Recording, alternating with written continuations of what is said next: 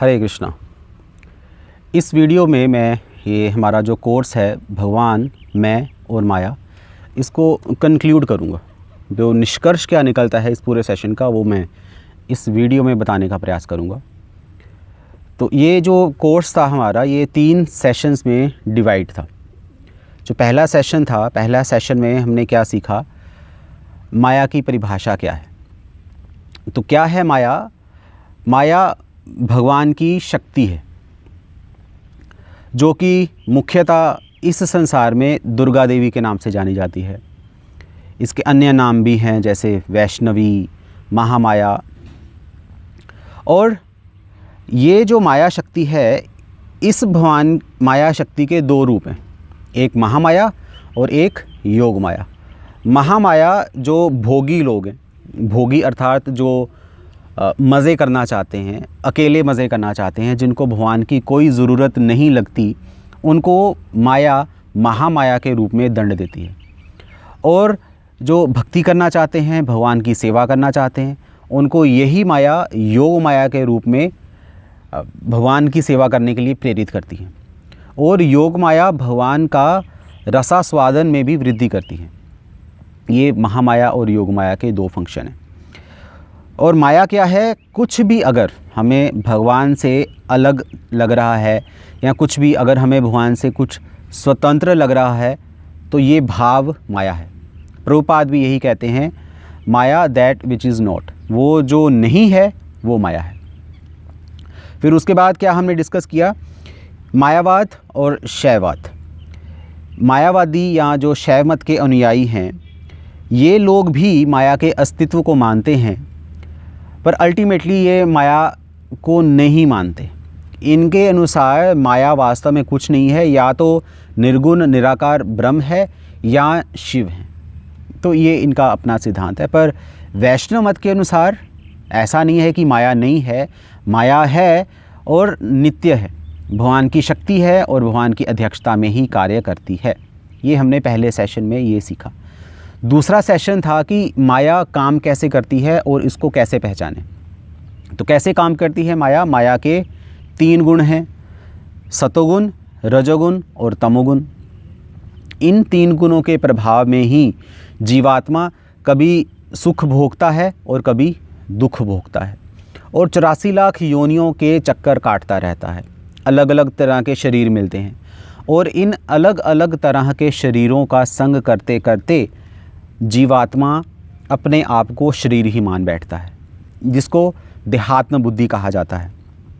और इसी देहात्म बुद्धि के कारण जीवात्मा जो कि पराशक्ति है, इस अविद्या शक्ति से या माया शक्ति से प्रभावित हो जाता है, आच्छादित हो जाता है देहात्म बुद्धि के कारण। देहात्म बुद्धि क्या होता है? जब हम अपने आप को शरीर समझते हैं। और माया के बंधन के फलस्वरूप जब जीव माया में बंध जाता है तो उसका रिज़ल्ट क्या निकलता है? जीवात्मा को भोग करने की गंदी आदत पड़ जाती है, और भोग करते करते उसको पता ही नहीं चलता कि वो काम, क्रोध, लोभ, मोह, मद, मत्सर्य इत्यादि इन शत्रुओं से घिर चुका है।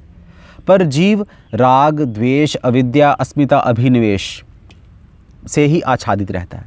इन शत्रुओं को पहचान ही नहीं पाता और जन्म मृत्यु के चक्कर में घूमता रहता है, चलता रहता है। और इसको माया को पहचाने कैसे? आपको 3 काम करने हैं। क्या है वो? पहले तो इसको पहचानने के लिए हमें भोग छोड़ना पड़ेगा, इंद्रिय सुख का त्याग करना पड़ेगा। और दूसरा क्या करना पड़ेगा? निम्न रस जो कि इंद्रिय भोग का रस है, इसको छोड़कर उत्तम रस जो कि भगवान की भक्ति का रस है, इसको अपने जीवन में उतारना पड़ेगा। निम्न रस को छोड़कर उत्तम रस की प्राप्ति करनी पड़ेगी। और तीसरा क्या काम करना पड़ेगा? दृढ़ता से साधु संग करना पड़ेगा। एक्चुअली घर में बैठकर माया से मुक्त नहीं हुआ जा सकता, इसलिए घर को छोड़कर, मैं ये नहीं कहता घर छोड़ दो, थोड़ा सा आपको घर छोड़कर साधुओं के पास जाना पड़ेगा, उनका संग करना पड़ेगा, तब आप माया को पहचान सकते हो, समझ आएगी कि माया कैसे काम करती है। और जो तीसरा सेशन था, माया से मुक्ति कैसे मिलेगी, इसमें हमने क्या सीखा? इसमें टोटल 4 क्लासेस थी हमारे। तो माया, वास्तव में जो माया है माया हमारी शत्रु नहीं है, माया हमारे साथ मित्रों जैसा व्यवहार ही कर रही है। हमें जो माया दंड दे रही है वो इसलिए दंड दे रही है कि हम भक्ति करना सीख जाएं, अल्टीमेटली इस संसार को छोड़कर भगवान के पास चले जाएं।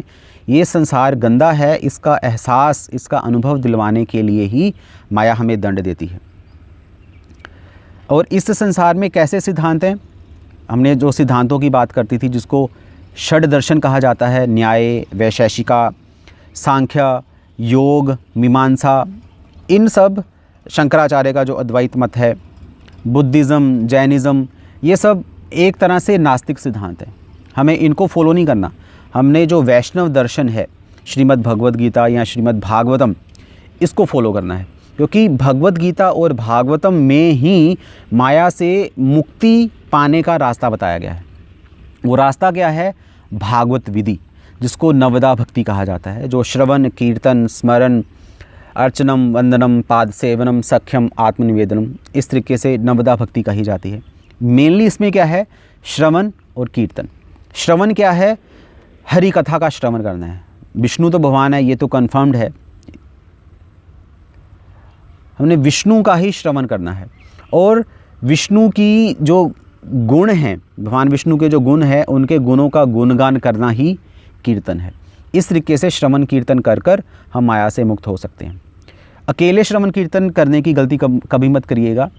साधु संग में जो श्रवण कीर्तन करेगा, मैं दोबारा रिपीट कर रहा हूँ, जो साधुओं के संग में श्रवण कीर्तन करेगा वो ही माया से मुक्त हो सकता है।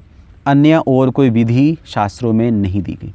इसलिए साधुओं के पास जाइए, उनसे सीखिए श्रवण कीर्तन कैसे करना है, इसको कैसे अपने जीवन में अप्लाई करना है, तो फिर हम माया से मुक्त हो सकते हैं। साधक इसी विधि का पालन करके ही सिद्ध हो सकता है। हरे कृष्णा। श्रील प्रभुपाद की जय।